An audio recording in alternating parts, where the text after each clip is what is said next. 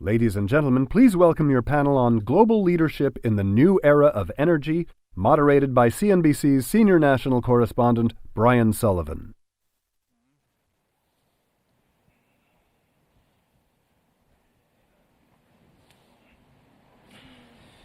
Got the highest suits per capita of any place in California right now, SBC. It's like a Joseph A. Bank commercial out there. Hi, guys. Welcome to this panel on oil and gas. No. It's called The New Era in Energy Leadership, and I think it's really interesting, too, because you're looking up here and you're going, all of these panelists are in the hydrocarbon business. Is that actually the future or the new era of energy leadership? Well, I think we can all agree that hydrocarbons are not going away anytime soon. I mean, we could fight about it, maybe, but they're not going away tomorrow. And we can have the debate about the world that we live in and where it's going. But let me introduce our wonderful panelists. I cannot wait. Bob, you ready? Bob? Bob? Yeah. BP. Yeah, I know. Bob Dudley, Group CEO of BP. We got John Hess. He's the CEO of the company that bears his name, Hess Corporation. We'll talk about Guyana. You ready to talk about Guyana? Yes, sir. Fantastic. Vicki Hollub, CEO of Occidental Petroleum. We just talk about Anadarko for the whole hour.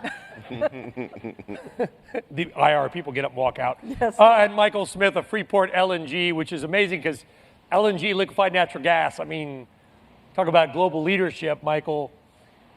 The IEA says we're about 4%. I mean, 10 years ago, we were importing natural gas. Now we're about 4% of the global export market, and the IEA says that within 10 years, or maybe it's 5 years, I can't remember, the U.S. will be 20% of gas exports. Michael, how much of that is Freeport going to capture? Well, we're about to open our facility later this year.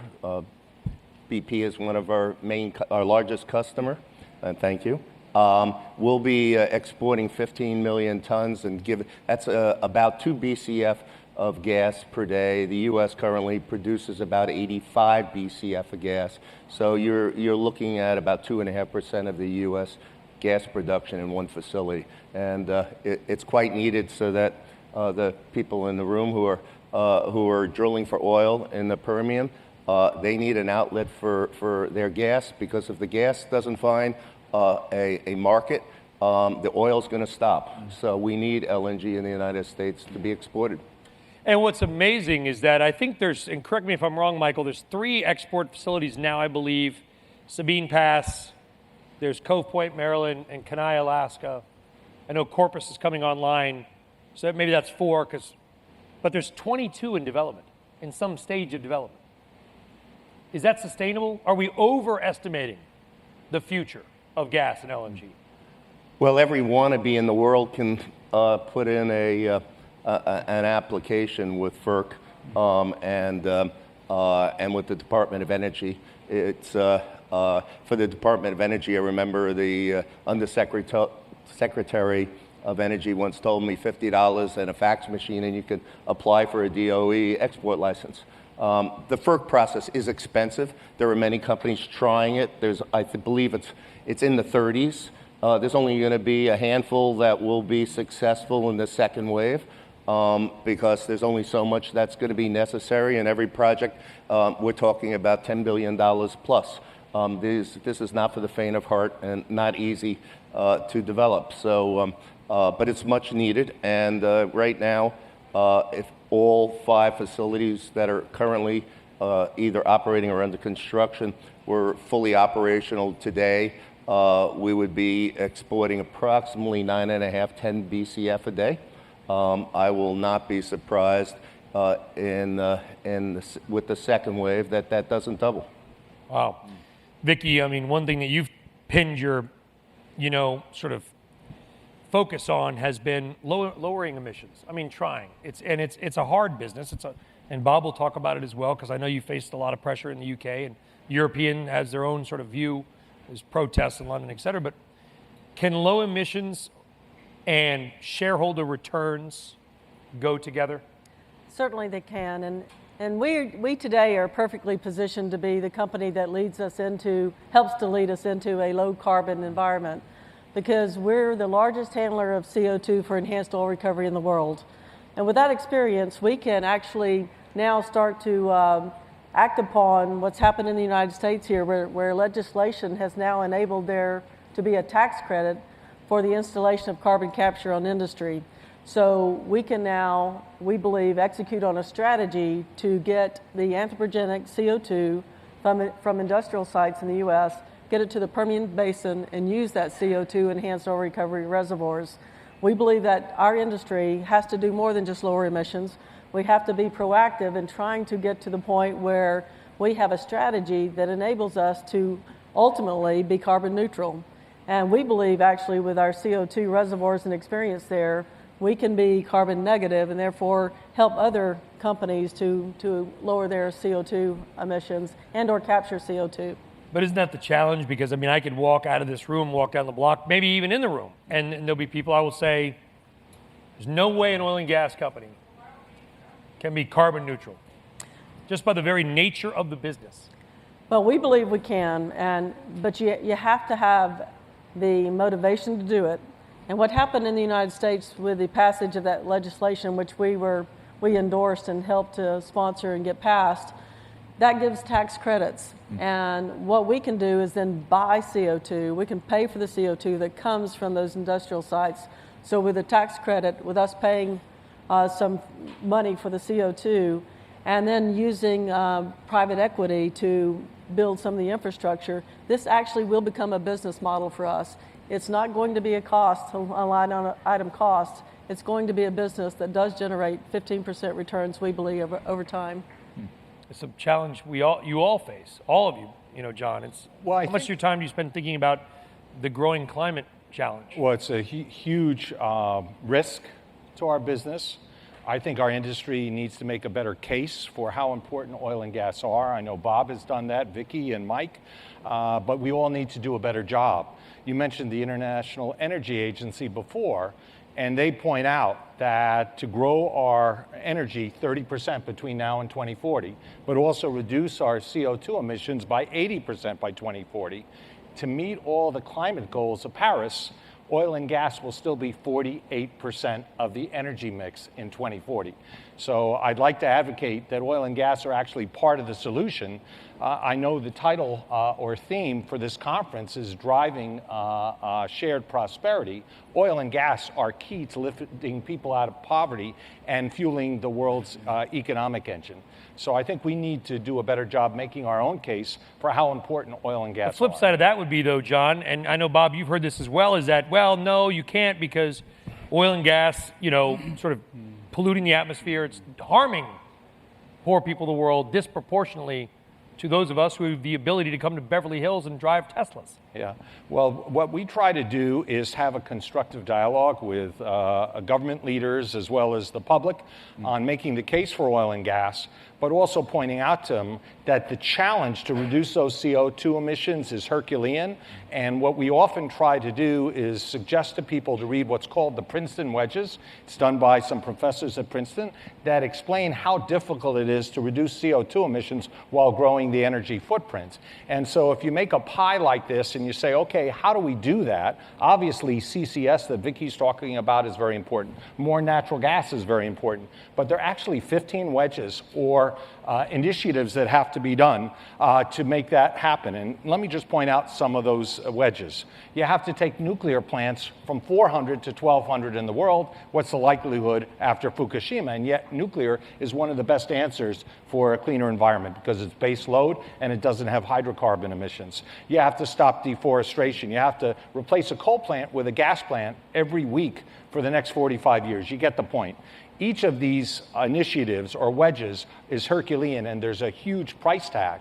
And when we talk about the Green New Deal, it's well intended to say all the world's energy, or at least the energy here in the United States, first and foremost, to set the example, is going to be renewable. But there's a huge price tag. And as Dianne Feinstein says, who's going to pay for it?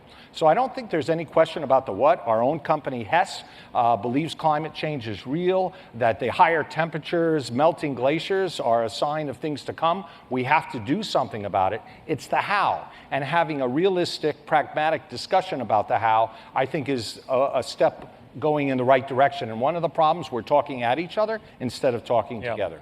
You know, Bob, you look at 8 billion people in the world, probably going to 12 in our lifetimes. People want to live in they want to live in Phoenix and run their air conditioning all day long, right? Singapore wouldn't probably exist in its current form if not for air conditioning. Our cell phones use like a refrigerator worth of power every week by all the apps and the data center stuff. The future of energy is not a winner take all in one thing, is it? It's got to be a little of everything. As John said, it's very, very complicated. The world's going to need all forms of energy.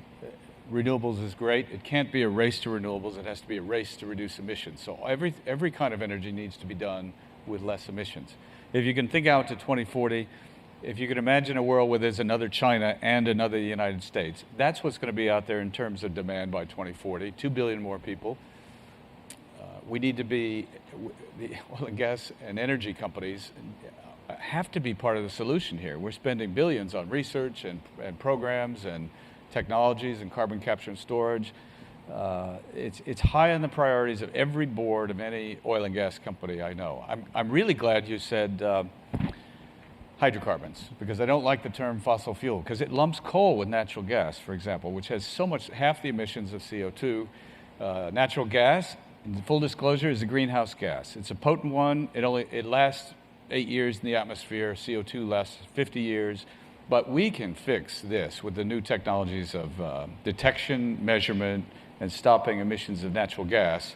We've got to do that, but that's going to be done by new technologies: drone, infrared lasers, satellites. We'll be able to know who's leaking and fix it. But there's 1 billion people in the world today, which you cannot imagine here in Southern California, do not have any access to electricity. There's 2 billion people that burn wood and cow dung in their kitchens, with all the quality around that for life and health. This is the dual challenge. We have to provide so much more energy, and we have to reduce emissions way down by half by 2050. And this is what we're all working on. We have to be part of the solution, and we will be. And I'll ask you a similar question that I asked Vicki, because I know I've talked to your colleague at Shell, Ben Van Beurden. The European companies, you guys face even more pressure at a institutional shareholder level than the U.S. companies do on the environmental side. So how do you, as we go to this new era, the climate discussion is going to be a part of the new era, this era, and the ones going forward. It's not going away. Maybe it's only getting worse. You got to manage that, but you've also got to return capital to shareholders. That's right. That's your primary job, is to run a hydrocarbon corporation that makes its shareholders and its employees successful and wealthy. How do you balance that out? Well, as we transition to being energy companies, and we have 5,000 people who get up every day and work in renewables in our company, in wind and solar and biofuels. So it is a transition that will happen. But you're right. We have to remain a good investment proposition. We have shareholders who say, get out of oil tomorrow and switch.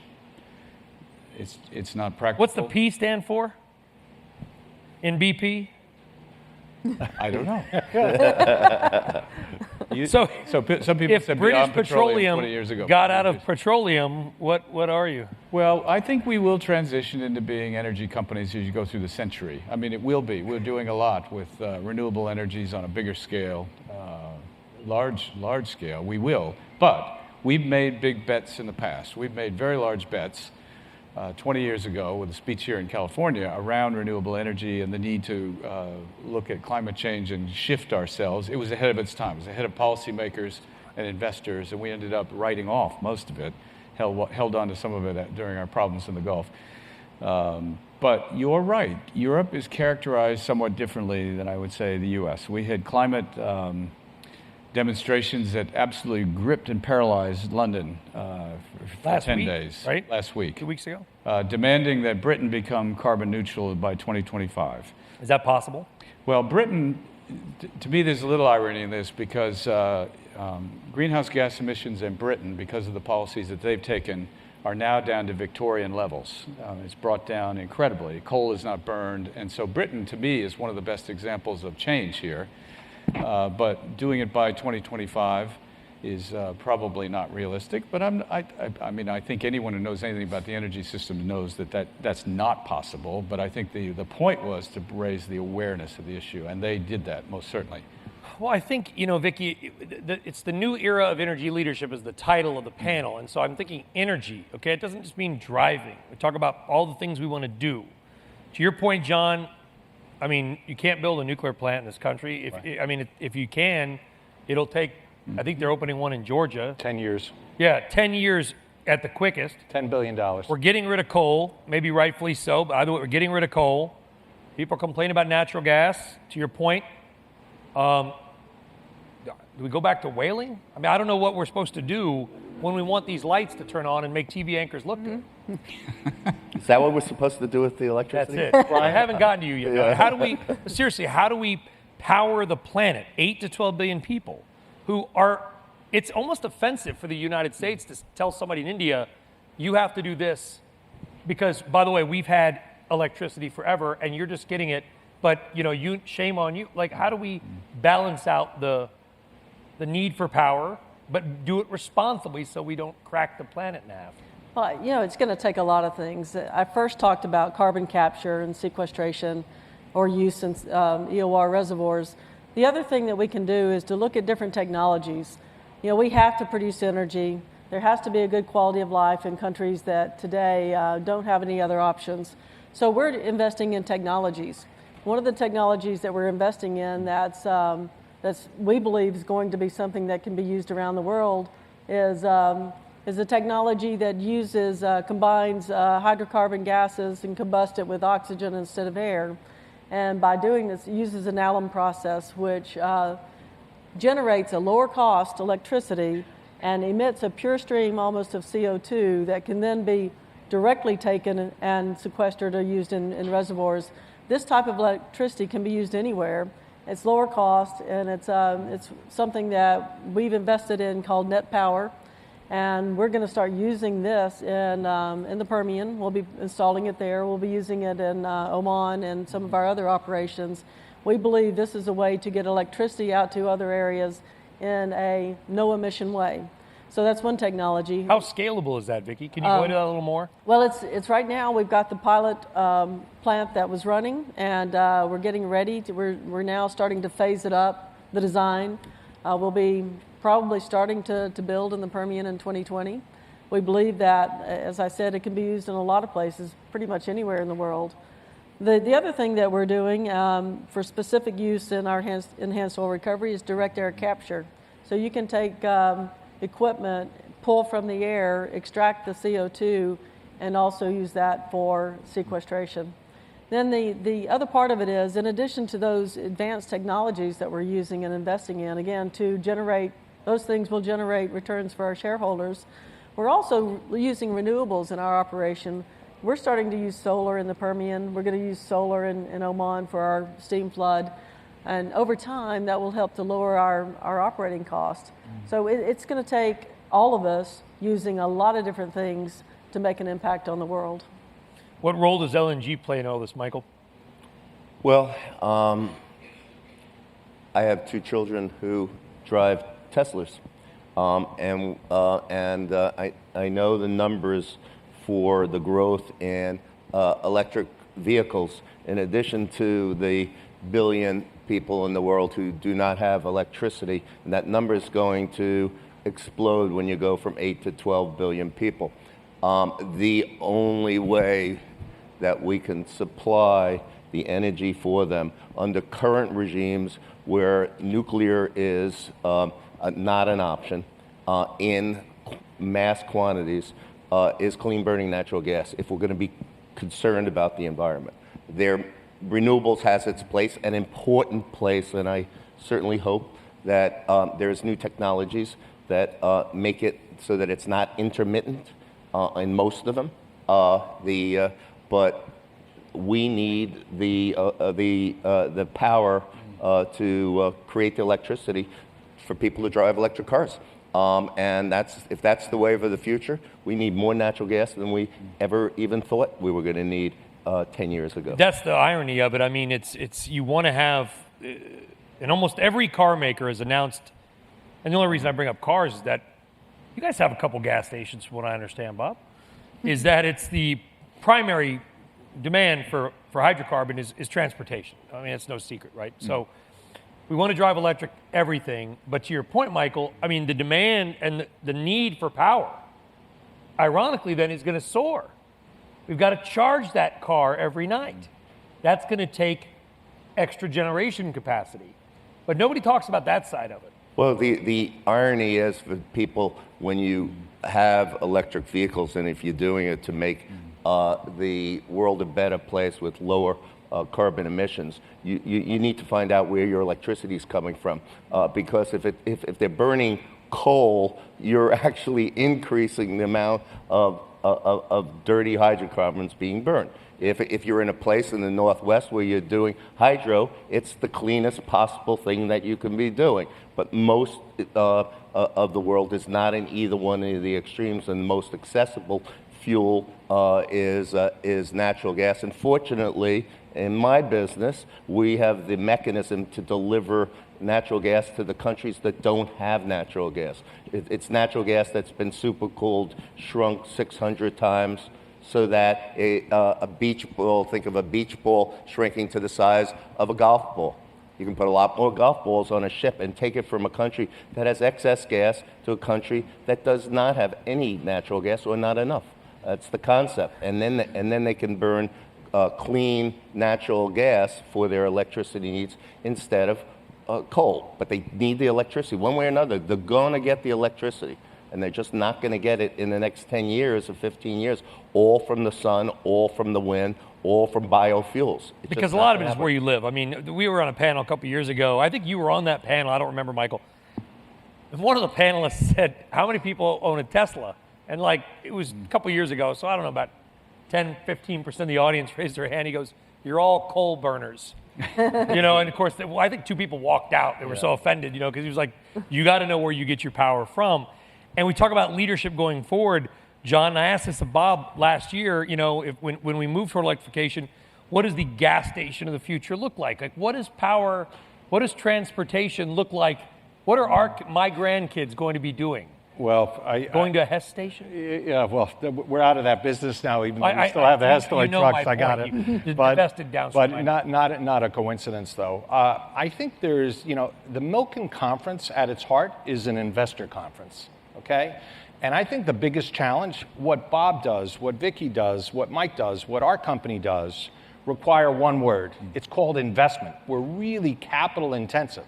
And the last 4 years of a bear market has taken so much capital out of the business. Maybe some of that's healthy to be more financially disciplined.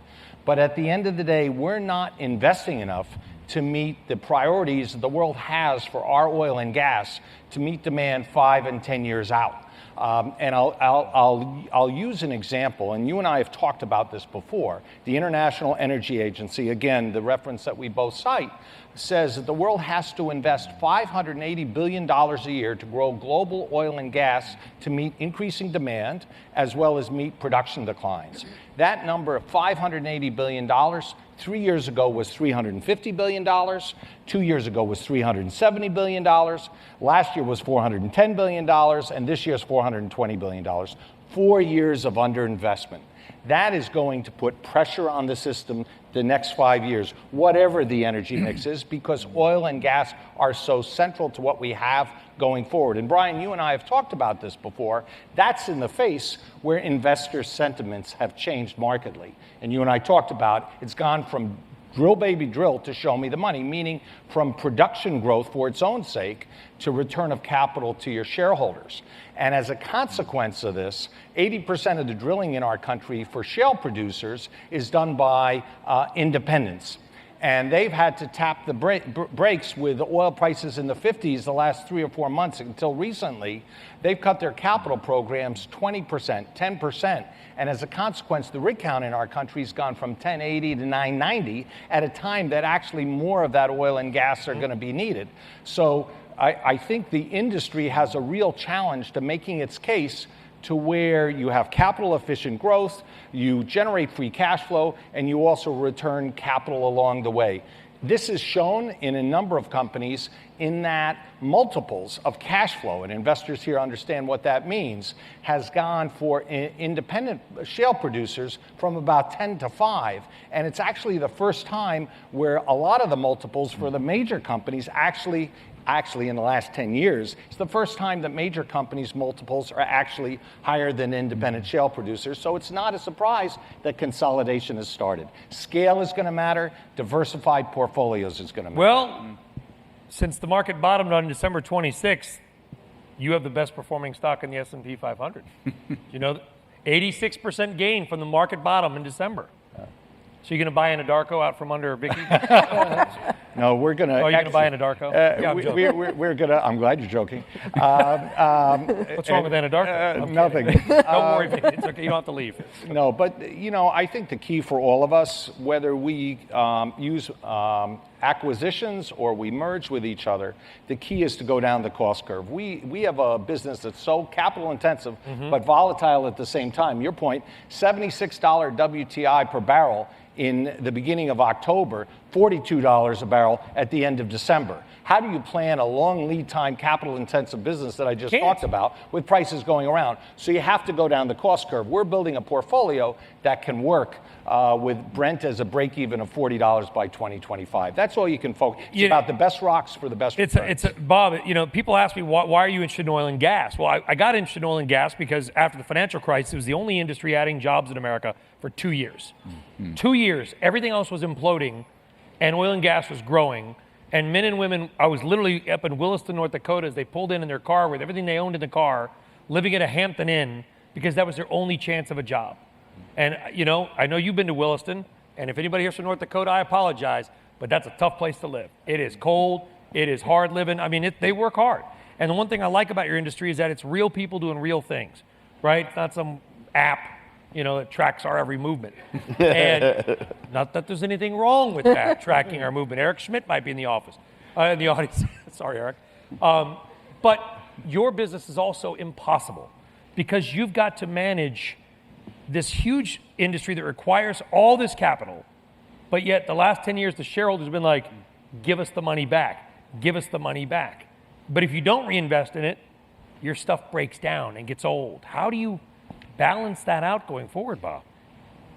Carefully. I think what happened during the $100 era was that costs got out of control, and capital and the people began to believe that $100 oil was going to be there forever. And like John said, we're all now running our companies at much lower assumptions on commodity prices. We learned a lesson. I'm not sure the investors realize we've learned that lesson yet, but we certainly have to carefully plan in what we do within the discipline.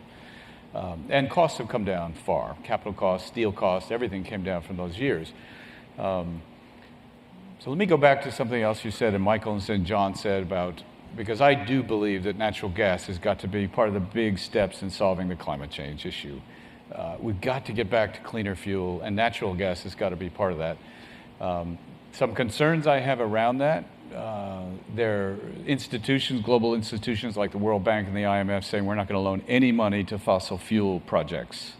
In the meantime, they should be enabling natural gas projects. They should not put it all together as one. I think it's become very political.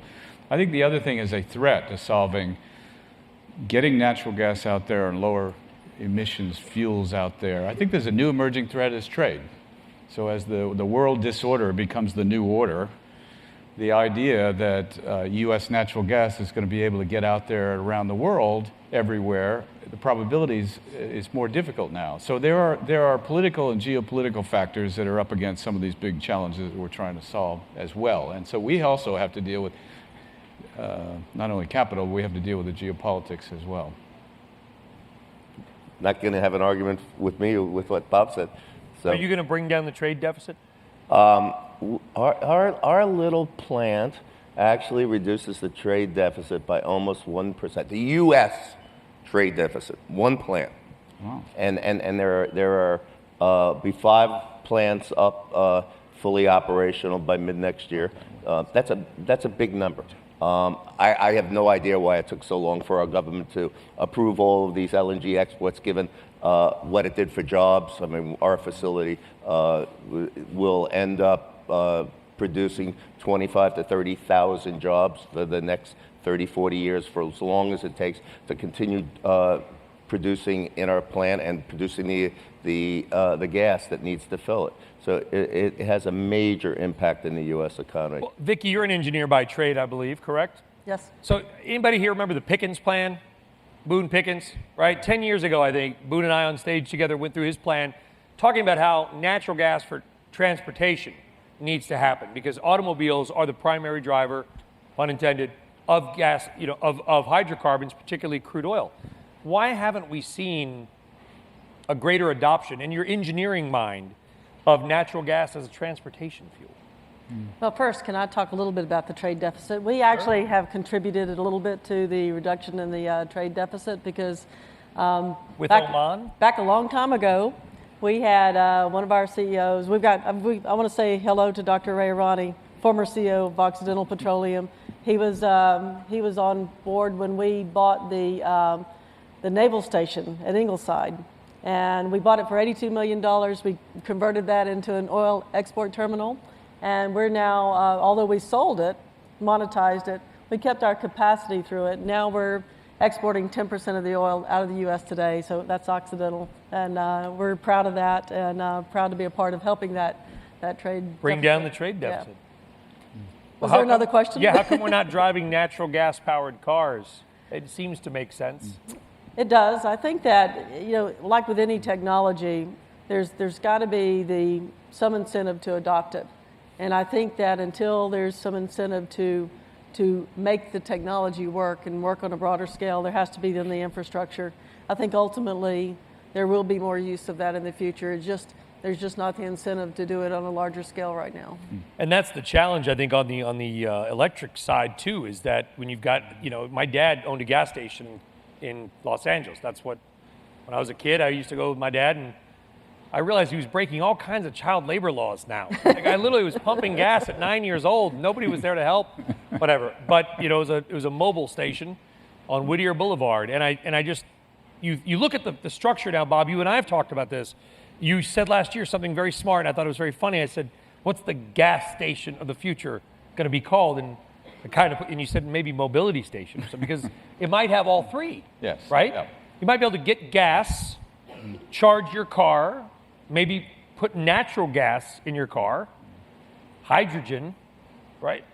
How do we pick a winner? Yeah, well, I think down the road, the future of the energy system probably is hydrogen, and maybe natural gas will be the carrier for hydrogen. So I am optimistic this issue of cleaner energy down the road in decades will be solved by the great engineering and technology work that will be done by everybody.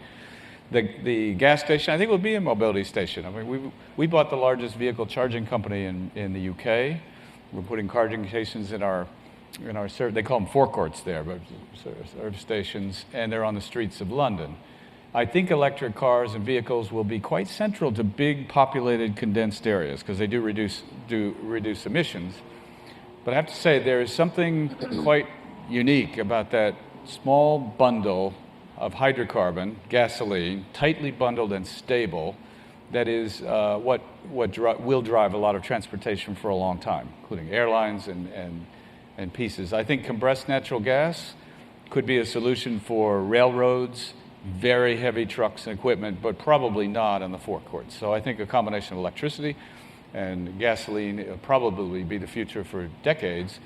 I would say we need to get the fast charging ability with electric cars. Yeah. Today, we have a lot of convenience retailing. We actually sell more. People come into our stations in London. We sell more other goods than we do fuel, and we have 50% of the people don't actually buy fuel when they come into our convenience retailing today. So that shows you how this business is changing, and our margin's higher on a really good cup of coffee than a tank of fuel in the UK. You're the Starbucks of gasoline, Bob. It's really good coffee, but we need to get the charging times down. The objective of a lot of the research we're doing is to try to enable and invest in fast charging so you can get down to charging a vehicle in about 8 minutes. Is that a 550 volt? What's the plug on that? Yeah, well, that's the issue there is heat dissipation. And you don't want to blow up. You don't need a problem. Catch fire. And you have so many different auto manufacturers with different plugs. So our vehicle charging have like 4 different plugs. So it's like getting railroad gauges that all have to fit. And all this will happen. It sounds like Apple? Sounds like Apple. Every 3 years they change the plug. Oh, okay. So you got to go buy 100 new plugs. Okay, good. I thought you were talking about things blowing up, because I haven't heard of Apple blowing up. You know, it's Brian, a real question. my first job was pumping gas as well, but I was 16. I was underage, but not quite as young as you were when you first did it. But, you know, Bob's experience, he knows a lot more at it, and he's obviously on top of it now. I think we have to deal with the fact that, you know, gasoline in its current form is still the best method of transportation because it's liquid, it's easy to move around, and the energy density of a kilogram of gasoline versus the energy density from a battery in a kilogram, the gasoline has 60 times more power. If you try to charge your car in 3 minutes like you can in filling up your car in 3 minutes at a gas station, if you tried to do that, to your point, the car would melt. So again, our industry has to come up with solutions and do innovation. Do they have the incentive to do that? I think Does the oil and gas industry have the incentive to change oil and gas? I think we have a higher calling to try to come up with energy solutions that are sustainable. And that's got to be in our DNA. In our company, I know the other companies here, sustainability is part of our DNA. We've been doing a sustainability report for 21 years, way before it was in vogue. That's in terms of safety. It's in terms of handling less fresh water. It's in terms of reducing CO2. It's in terms of investing in the communities where we do business. So once you put the sustainability hat on, which we all do, we have to be part of the solution. But the answers are not that clear. Remember, I said the how. The what of climate change is we all agree on. The how is actually much more Herculean, and we have to have some straight talk about what's doable and what's not doable. We do, because here's, listen, we're all at the Milken Global Conference, okay? I mean, this is the top of the top of the top. And we can have a conversation about taking your shared Tesla from your home in Pacific Palisades to work on Wilshire Boulevard. What about the guy who lives in Victorville and he's commuting to Yorba Linda because he can't afford a house within 90 miles of here? Mm-hmm. And he's doing a 2-hour schlep each way. You tell that guy we need to spend, money on, and you're gonna get punched in the face because the guy's just trying to put food on the table. That's right. So it's a very difficult conversation to have at the high level because a lot of the things that we talk about, the reality is the cost curve in renewables are great, and cost curve has come way down, and it will continue to go down. In some cases more economical than traditional sources, but it's that last mile, proverbially, Vicki, I think it's going to be the hardest to solve. For that guy that lives in Victorville, he's like, I can't afford an electric car. And no one's going to build an electric rail, and the way we've developed our way, you live in Houston. Houston's like you took New York and dropped it from the sky and it went like this. And I love Houston, by the way, but it's 100 miles wide. So how do we solve for that? Again, there has to be some incentive, and it takes all of us. It doesn't just take, although we have, I believe, a moral obligation as a corporation to do all that we can to advance technology, to do our best to create opportunities where we can lower emissions in whatever way, whether it's using new things, using hydrogen, using gas, whatever we need to do to minimize the impact of our industry on the environment, we need to be a part of. But it takes the rest of society as well. It's going to take the participation of everybody to try to find a solution to this. And this means that the politicians have to pass policy that makes sense. Not policy that shuts down business, but policy that gives the incentives that we gave some of the renewables for decades. That's what's created our ability now to use solar and to use wind power, and we're starting to use that in our operations. But they got a lot of help along the way. These other technologies are going to have some incentive to help advance the technology so that it's usable. So let's shift gears now, and we're not going to talk about the deal, but I will say this: Anadarko, who you're obviously trying to buy, has a big LNG. It's LNG, or is it traditional gas in Mozambique? It's LNG. It's LNG. So you're selling to China, presumably, correct? Indirectly, yes. Indirectly, yes. Oman, possibly Mozambique, Guyana. You're in about every country in the world. What is the international aspect? Let's talk about that. Like how, Mozambique, Guyana, Oman, what's the global side of energy going to look like in the next 10, 20, 30 years? I think there's real opportunity to do it globally because what we're finding in the Middle East, we have a huge operation there. Again, thanks to Dr. Ronnie. We've operated there for multiple decades. But if you look at how the countries are evolving there, each of the countries that we're in and many of the other countries have now put together visions for the future. And if you delve into it, these visions have a very strong sustainability component.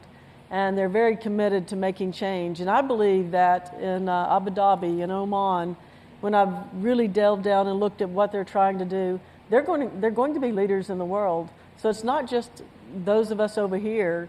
It's partnering with those countries that are so committed to making change. And if we can partner with them, I think we have the real opportunity to advance technology because they're willing to invest in it over there.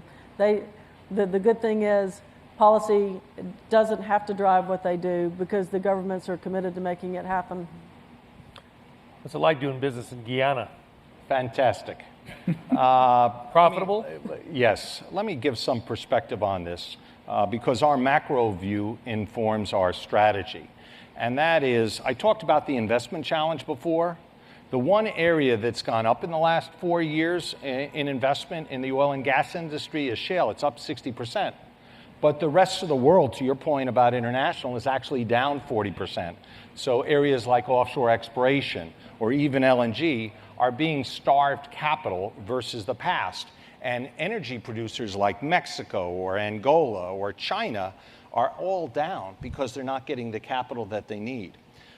We studied shale. We're a big producer in the Bakken that you were talking about. And what people don't really understand, even though shale has been transformational for the U.S. economy, it's been a strategic engine in terms of jobs, in terms of investment, the trade deficit going down $350 billion, cleaner air, as well as lower electric costs than they have in Europe.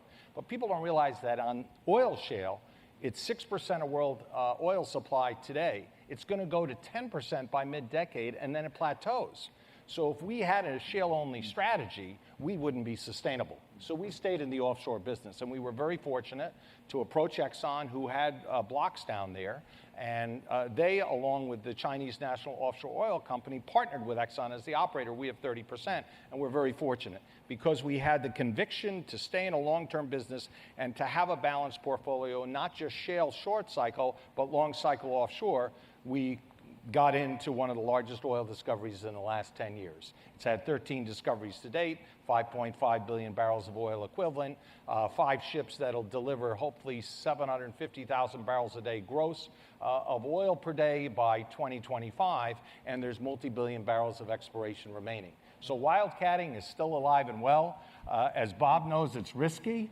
You don't want to have all your strategy there, but it's the fundamental way to really make money. Do you have an oil rig called Papillon?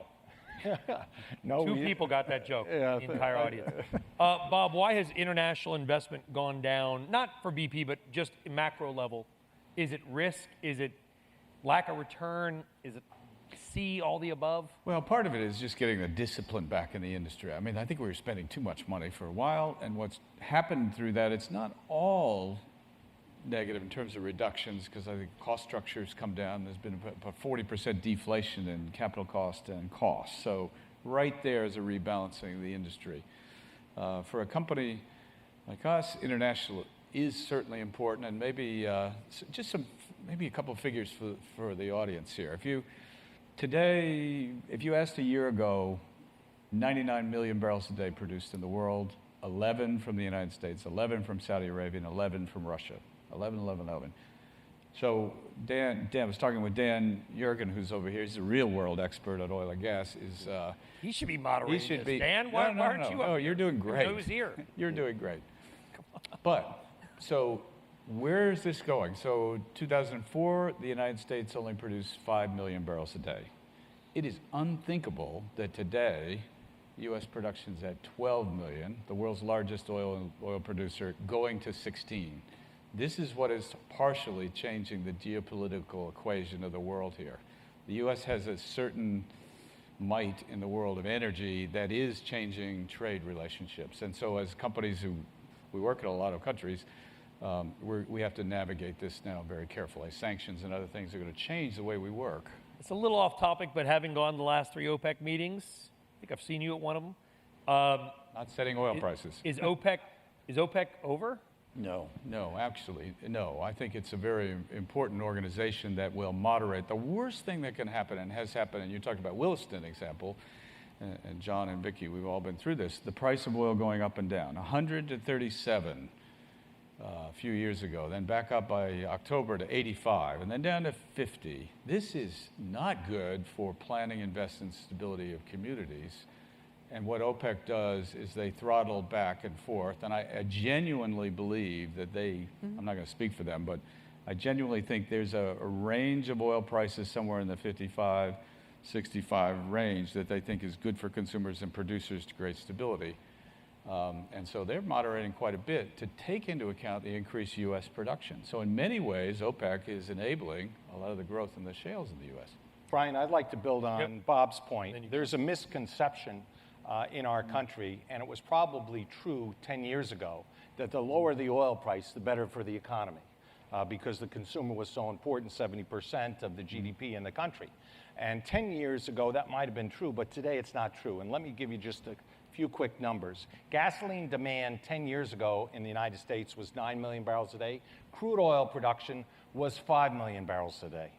Today, gasoline demand's a little higher than 9 million barrels a day, but crude oil production's 12 million barrels a day, and as Bob's saying, is going up. So really what we need is an equilibrium price that Bob's talking about that works and balances the needs of consumers and producers. So OPEC serves a purpose. Yes, it does. It's a stabilizing force. The counterweight to save you from yourself. Well, Michael, you said something a number of years ago on a conference call, and you go, remember that conference call we were on together, and you said, the only thing I know is we've been through 8 oil crashes, and there'll be a 9th. And that's all you're certain of. Yeah, well, I think we were actually up in a panel up here, and I said that I have no idea what's going to happen with prices, but I've seen this movie before, and it's going to come back. And once it gets, too high, there's a new movie that we saw, and that's the one that it crashes. I've been in the business, 37, 38 years, and I don't know if I have enough fingers on my hands for all the crashes. Yeah, but I will tell you, what you were saying, and it's not something I articulate much, being in my side of the business, but I think there's an interesting risk in our industry, and it's the prosperity. You juxtapose the prosperity of what the shale gas has created, shale oil, from going from 5 to 12 million, and presumably 16. And you just mentioned leveling out. The world has seen our demand go up from low 90 million to 100 million barrels a day. And we've had a very volatile period because the traditional sources would have filled that up internationally. They have not spent the money, as you were talking about, for international exploration to the level that we need. And what happens when U.S. shale really just plateaus and demand continues to rise? The years of lack of investment, when do we pay the price for where OPEC, who we desperately need to moderate, absolutely just can't turn on a switch, and them and Russia can't turn on a switch to make up the difference. It's amazing how much, just think of where oil prices would be if we were still at 10 million barrels instead of 12 just a year ago. Totally different dynamics. And it's great, it's wonderful, and it's a risk out there that no one really talks about, and hopefully it's a lot of years down the road. Well, I think but we're falling asleep. The risk is just to the south of here, and that is Mexico. I think you referenced it, John. Cantarell, second biggest oil field in the world. It's in steep, steep decline. Yeah. Lack of investment, years of Daniel, Jurgen, how far has Cantarell dropped off? I know you know the numbers. Thank you, Dan Jurgen. But I think, Vicki, Michael brings up an interesting point. And is there going to be a reckoning? Because your shareholders say, give us the money, right? We want the money back because for 10 years, we got no positive net return over 10 years. But if you don't invest, things rust, literally. Yeah, I think it's a challenge. I want to say something first, though, about the shale. I definitely believe that shale will at some point plateau, but I think it's predicting that plateau that's going to be difficult, because I do believe that even though there's been the lack of investment in the world, in other regions of the world, I believe that technology is going to continue to advance the shale development, and I think it's going to continue to surprise the world. And I'm excited about that because we have a huge position in the Permian, which could get bigger. But is that where Hubbard's Peak was wrong, because he didn't anticipate the changes in seismic mapping, LIDAR, there's no dry wells? Well, yeah, I think it's the fact that we used to have to search for hydrocarbons. Now, rather than needing to search for hydrocarbons, we're trying to figure out now how to engineer the hydrocarbons out of the formation. And so that just changes the game. And we have the technology. And I've often said to some of our Middle East partners, never underestimate the ingenuity of these Texas oil companies, because we will find a way. We've found a way in the past, and we're going to continue to do that. And I think that shale will plateau, but it's going to be further out than most people are thinking. And I do believe, though, we're so advantaged because we have not only a big position in the shale, but a big position in enhanced oil recovery in the Permian. We're the only company that has we're large in both of those. But we have a great Middle East business that was built for us and now has conventional reservoirs that we can coordinate and develop in addition to our shale. So it's a great offset to the shale development. And I think that it's hard sometimes for our investors to understand that those reservoirs generate tremendous value, that you can't rely simply on the shale. Back to John's point, you have to have a balance in your portfolio. And if you have a balanced portfolio and you have the diversity, then you can build a business that's sustainable for decades, and that's what we've done. Are we going to, we export Michael's gas, or we will, around the world. We're starting to export our knowledge. I mean, are we going to export the technology? I know that Saudi Aramco is already using some of our fracking technology. Are we going to drink their milkshake? I think that the world is going to, the one thing I'm certain of, back to your point, that the certainty is that in 3 or 4 or 5 years, there's going to be something that surprises us. There's going to be something that we don't expect, and the challenge is to try to figure out what that'll be. And I think there were a few shale players in the Permian that kind of knew what was going to happen, but many of us didn't. And I think it's the companies that can anticipate what the next huge disruptor will be are those that are going to get an early advantage. That's cool. I like your line of thinking there, Vicki.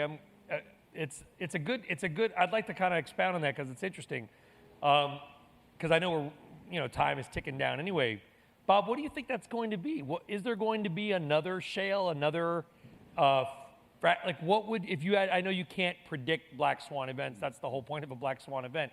But if there's going to be something that might surprise us. In the U.S. or the world? In the world, anywhere, whatever. Well, I think shale, the technology in the U.S. is going to stay in the U.S. I think there's massive amounts of shale in Argentina, places like Algeria. It's going to export. That's definitely going to go that way.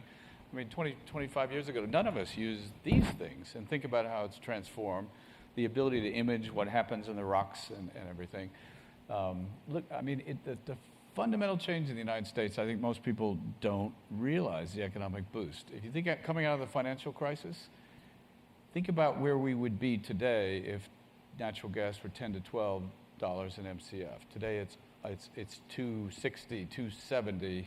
The unbelievable economic boost the United States had coming out of the financial crisis due to natural gas, most people don't realize. The price of electricity here is unbelievably lower than any place in Europe. And now look what's happened with oil production in the U.S. I mean, the U.S. has a different role in the world now through energy. There will be things that come along. The massive efficiency that will continue to develop in the internal combustion engine for using less gasoline in your car is definitely going to continue down. That may save as much in terms of many of the things around climate change and emissions just from the auto industries. I think we're going to people need to learn that energy is very precious. You do have so many people who don't have access to it at all. And particularly Africa. And here's something, if you want to worry about something, 1 billion people today in Europe, 1 billion people today in Africa. Projections are by 2040 to 2050, there'll be 4 billion people in Africa. Many of them don't have access to energy. That changes all kinds of the geopolitics and migration issues. But I do know one thing. This is a great industry who has great people, engineers, technology, and research, and we solve all of the big problems that we deal with, and I'm sure we're going to do this. Yeah, Brian, we're more tempered about shale going global. I know Bob's company has done a lot of work in this. I'm sure Vicki's done some as well. But we've looked at taking what we learned in the Bakken and putting it on a global platform. And what we found, there were 5 characteristics that made shale successful in the United States and in Canada, and we couldn't quite find them in other parts of the world. The first is the geology, the real estate, the best rocks. If you don't get that right, you're in trouble. The second is the people that own the surface and subsurface in the United States are the same in most cases. Outside of the United States is different. So getting alignment to share the economic wealth is hard. Not so easy. The third is shale is a very logistically intensive exercise, as we all know. Sometimes to support your first frac job, to drill the well, complete it, and to support it with sand and water, et cetera, it's about 1,000 trucks to handle the mob and demob and all your fracking operation. The fourth item is you got to have a fiscal regime that isn't confiscatory, meaning you got to be able to make money on your investment. That's not so popular in other parts of the world, especially when it's their resource. And last but not least, you can't ban fracking. We actually tried to go to the Paris Basin, and the best thing that happened, we got out as fast as we got in. There are some places in the world, like Argentina, like Russia, like Algeria, where there's shale reserves. The question is, do all those 5 characteristics apply? And so far, we really haven't found that to work. Vicki, what do you think could be some of the great surprises that we've had? We will have something out of the blue. You mentioned one. Answer your own question again. Well, I think that in the industry, we've used technologies from the medical industry, from the aerospace industry. I believe one of the next What's the medical industry? It's EKG when oil goes to 100 to 30 on John's heart? It's close. It's doing DNA on oil. So doing DNA on oil helps you figure out where the oil originated, how it's migrated, where it's gone to. And if we had had DNA on oil when I was trying to develop these multiple zones in these reservoirs back when I was having to sit on the rigs and do this, it would have been a whole lot easier than running tools and trying to measure flow from the perforations.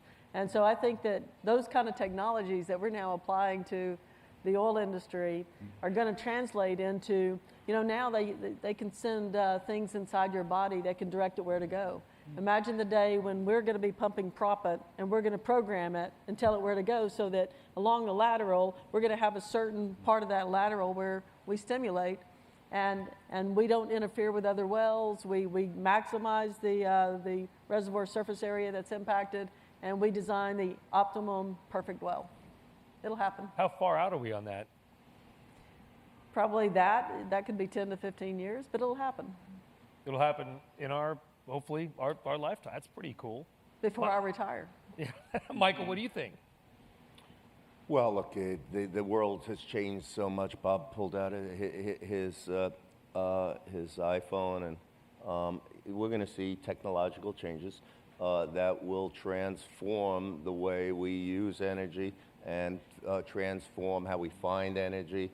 And we will also find ways to do it in a more carbon neutral manner until there's a major step change.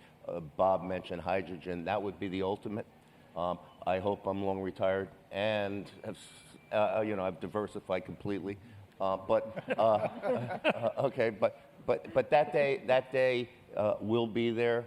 But I think people will be shocked in 2030 and 40 at how much they still need hydrocarbons, even with the greatest possible successes you can imagine from everything I just said, because there's just too damn many people who want the lifestyle that we're accustomed to in the United States, and they don't have it, because you look at the history of the world and industrial nations, their growth is completely aligned with their availability of energy, and their growth of their economy is directly related to their access and affordability of that energy. It's just the way it is. We got exactly 28 seconds left, so I'm going to wrap it up. Michael, Vicki, John, Bob, cool discussion.